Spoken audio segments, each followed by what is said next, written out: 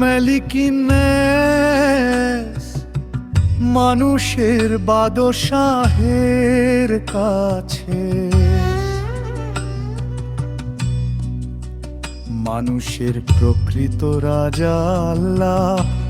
তার ক্ষমতার সামনে দুনিয়ার সব রাজশক্তি তুচ্ছ।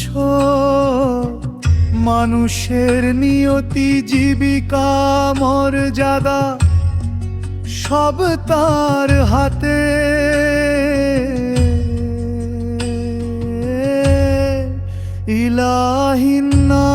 ইলাহিন্নাস মানুষের ইলাহের কাছে। মানুষ যাকে ডাকে,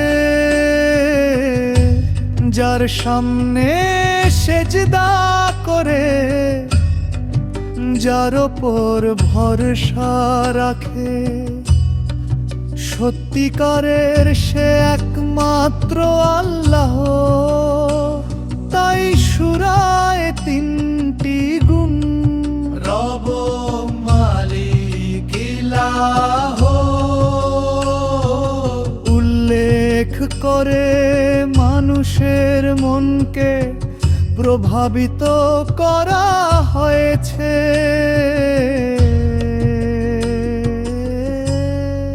মিন শাররিল ওয়াসওয়াসিল খান্নাসি, ওই কুমন্ত্রণা দানকারী শয়তানের অনিষ্ট থেকে।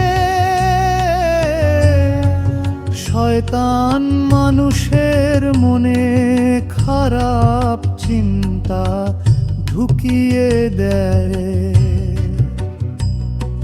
সন্দেহ, ভয়, অহংকার, পাপের আভান। আবার মানুষ আল্লাহকে স্মরণ করলে সে দূরে সরে যায়।